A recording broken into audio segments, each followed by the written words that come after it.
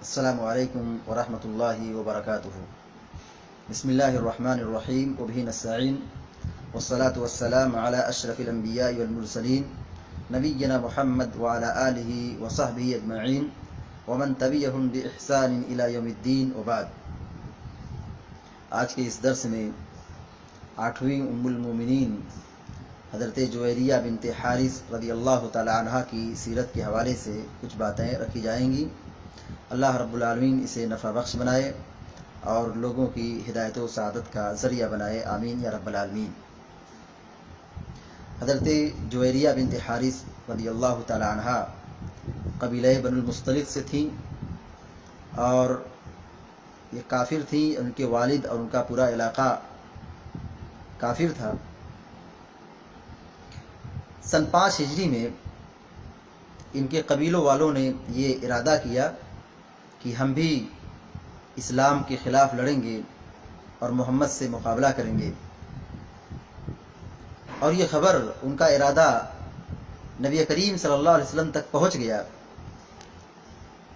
جب نبی کریم صلی اللہ علیہ وسلم کے پاس ان کے ارادے اور ان کے عزائم پہنچے تو آپ نے بلا چوں چرا ان کی آمد سے پہلے ہی آپ مقابلے کے لیے تیار ہو گئے اور ایک فوج لے کر کے قبیلہ بنو المصطلق تک پہنچ گئے، اور جیسے مسلمانوں کی فوج قبیلہ بنو المصطلق تک پہنچی، ان سبوں کی حالت خراب ہو گئی اور اپنے گھروں سے، اپنی رہائش سے بھاگ نکلے۔ بہرحال مسلمانوں نے مقابلہ کیا اور سبوں کو پکڑ لیا۔ مسلمان اس جنگ میں غالب آ گئے اور وہاں کے لوگوں کو غلام اور لوڈی بنا کر کے مدینہ کی طرف لے کے چلے آئے۔ اس جنگ میں مسلمانوں کو اللہ رب العالمین نے بہت سارا مال غنیمت سے نوازا تھا۔ بہت سارے غلام، لوڈی، بکریاں اور اونٹ مسلمانوں کے ہاتھ آئے تھے۔ جیسا کہ بتایا گیا کہ جویریہ بنت حارث بھی اس وقت مسلمان نہیں ہوئی تھی، وہ بھی کافر تھی، لونڈیوں میں یہ بھی شامل تھیں۔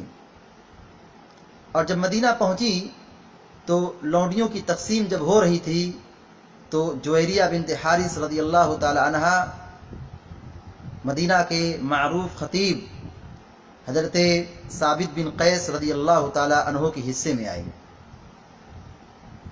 اور جویریہ کی شادی، یعنی لونڈی سے پہلے جو ان کی پہلی شادی ہوئی تھی، وہ انہی کے قبیلے مصافح بن صفوان کا نام آتا ہے۔ یہ سردار کی بیٹی تھیں اور مدینہ میں ایک لونڈی کی حیثیت سے رہتی تھیں۔ انہوں نے اپنے مالک ثابت بن قیس رضی اللہ تعالی عنہ سے معاہدہ کر لیا کہ میں آزاد ہونا چاہتی ہوں، کتنا تمہیں مال چاہیے؟ بہرحال دونوں معاہدہ کیے۔ ثابت بن قیس نے 9 اوقیہ سونے کا مطالبہ کیا۔ 9 اوقیہ سونا ایک خطیر رقم تھی، بڑی دولت تھی۔ یہ جویریہ بنت حارث اتنا زیادہ مال کہاں سے اکٹھا کر پائیں؟ اس کے لیے بھاگے بھاگے نبی کریم صلی اللہ علیہ وسلم کے پاس تشریف لائیں، جو کہ نبی کریم صلی اللہ علیہ وسلم لوگوں کے لیے رحمت بن کر کے آئے تھے۔ اللہ رب العالمین نے آپ کو رحمت للعالمین بنایا تھا، آپ بڑے سخی اور فیاض تھے۔ جویریہ رضی اللہ تعالیٰ عنہا نبی کریم صلی اللہ علیہ وسلم کے پاس آئی اور کہنے لگی کہ آپ کو معلوم ہے کہ میں سردار کی بیٹی ہوں، اور سردار کی بیٹی یہاں ایک لونڈی کی حیثیت سے میں رہتی ہوں، یہ میرے لیے بہت میری طبیعت اور میرے نفس پر گرا گزرتا ہے، اور آپ جانتے ہیں کہ میں مسلمان ہو چکی ہوں، لہذا میں نے آزادی کے لیے اپنے مالک سے 9 اوقیہ سونے پر رضامندی کر لی ہے، ان کو تیار کر لیا ہے، لہذا آپ میرے لیے، میری آزادی کے لیے سبیل پیدا کیجیے اور میری مدد کیجیے۔ نبی کریم صلی اللہ علیہ وسلم نے کہا، دیکھو تمہاری آزادی کے لیے مال میں تم کو دے دیتا ہوں، لیکن اگر تم یہ چاہو، تمہاری اگر خواہش یہ ہو کہ تم نبی کریم صلی اللہ علیہ وسلم کی عقد میں آ جاؤ، نبی کی زوجیت میں شامل ہو جاؤ، ام المومنین بن جاؤ، تو میں اس کے لیے تیار ہوں۔ بہرحال آپ نے ان کو مال دے دیا اور وہ آزاد ہو گئیں، اور ان کی آزادی کے بعد نبی کریم صلی اللہ علیہ وسلم کی یہ زوجیت میں آ گئیں، اللہ کے نبی نے ان سے شادی کر لی۔ جس وقت نبی کریم صلی اللہ علیہ وسلم نے ان سے شادی کی تھی، اس وقت ان کی عمر یعنی جویریہ بنت حارث کی عمر 20 سال تھی، اور یہ واقعہ یعنی شادی کا واقعہ سن 5 ہجری حضرت زینب بنت جہش رضی اللہ تعالی عنہا کی شادی کے بعد کا واقعہ ہے۔ حضرت جویریہ بنت حارث رضی اللہ تعالی عنہا بڑی باکمال خاتون تھیں، بڑی وفادار اطاعت گزار خاتون تھیں۔ ان کی سیرت میں یہ بات بڑی مشہور ہے کہ اللہ رب العالمین نے ان کو بہت بڑا خیر عطا کیا تھا، بڑی خیر و برکت والی خاتون تھی۔ غور کیجئے، یہ نبی کریم صلی اللہ علیہ وسلم کی زوجہ بنی، ام المومنین بنی، جب سے ان کو امہات المومنین کا شرف حاصل ہو گیا۔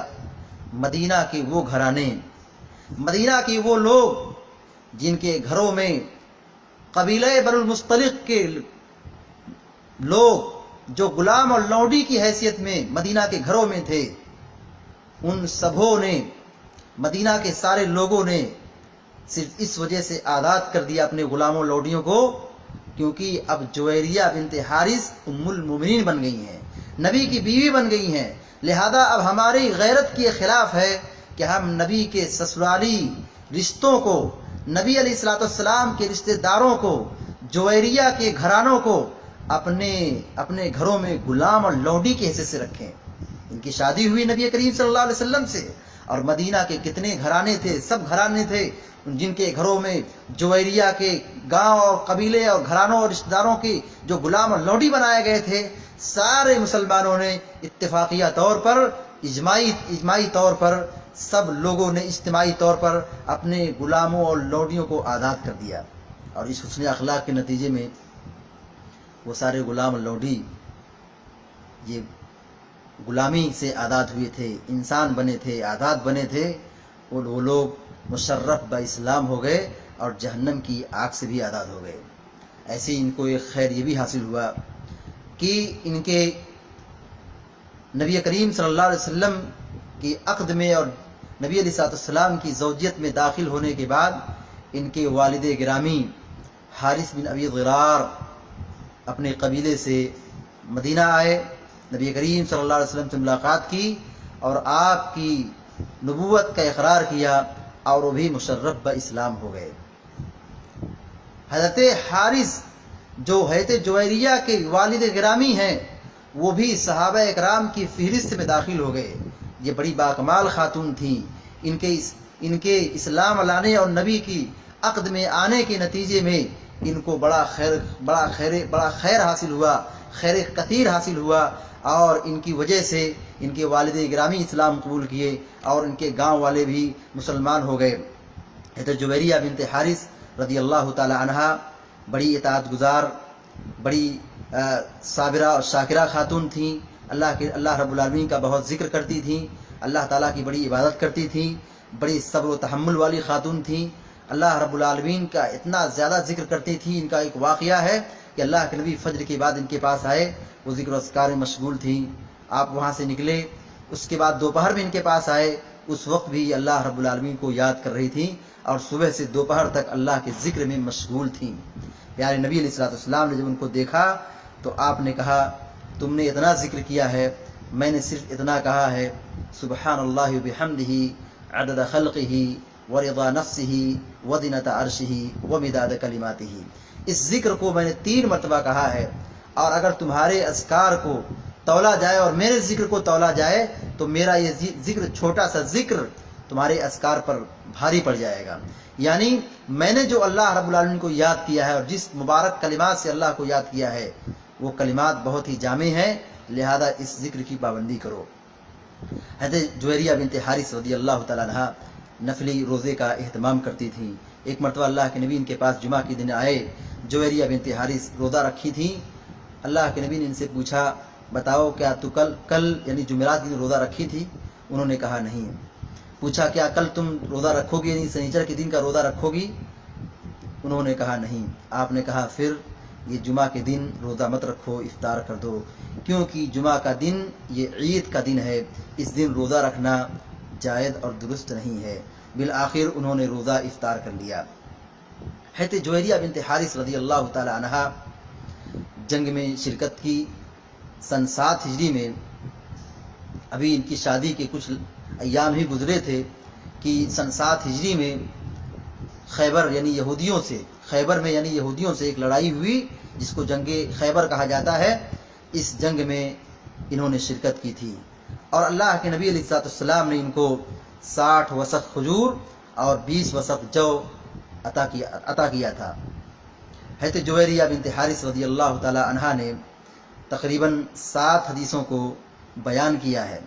नबी करीम सल्लल्लाहु अलैहि वसल्लम की वफ़ात के तकरीबन 40 साल तक ये दुनिया में ज़िंदा रहीं और अल्लाह के दीन को और अल्लाह की तौहीद को बुलंद करती रहीं, पैगाम को पहुँचाती रहीं, लोगों को समझाती और सिखाती रहीं। और 70 साल की उम्र में सन 50 हिजरी में मदीना में इनका इंतकाल हो गया। अज़वाज मुतहरात में जो लंबी उम्र पाने वाली खातून हैं उनमें एक हज़रत जुवैरिया बिनत हारिस का भी नाम आता है। मदीना में इनका इंतकाल हुआ तो उस वक्त मदीना के गवर्नर मरवान बिन हकम थे। इन्होंने आपकी जनाजे की नमाज़ पढ़ाई और जब इनकी वफ़ात हुई थी, जुवैरिया बिनत हारिस रज़ी अल्लाह तआला अन्हा की वफ़ात हुई थी, उस वक्त अमीर मुआविया रज़ी अल्लाह तआला अन्हा की खिलाफत का दौर चल रहा था। हज़रत जुवैरिया ने खिलाफत सिद्दीक़ी को, फ़ारूक़ी को, उस्मानी को और हज़रत अली और मुआविया की खिलाफत को, हसन की खिलाफत को आपने पाया और एक लंबी ज़िंदगी गुजार करके दुनिया से रुखसत हुई। अल्लाह रब्बुल आलमीन से दुआ है कि अल्लाह ताला हम सबको कहने और सुनने से ज़्यादा अमल करने की तौफ़ीक़ अता फ़रमाए। आमीन या रब्बल आलमीन। अक़ूलु क़ौली हाज़ा व अस्तग़फ़िरुल्लाह ली व लकुम लिसानिल मुस्लिमीन फ़स्तग़फ़िरूहु इन्नहुल गफ़ूरुर रहीम। व सल्लल्लाहु अला नबिय्यिना मुहम्मद व अला आलिहि व सहबिहि अजमईन। वस्सलामु अलैकुम व रहमतुल्लाहि व बरकातुहू।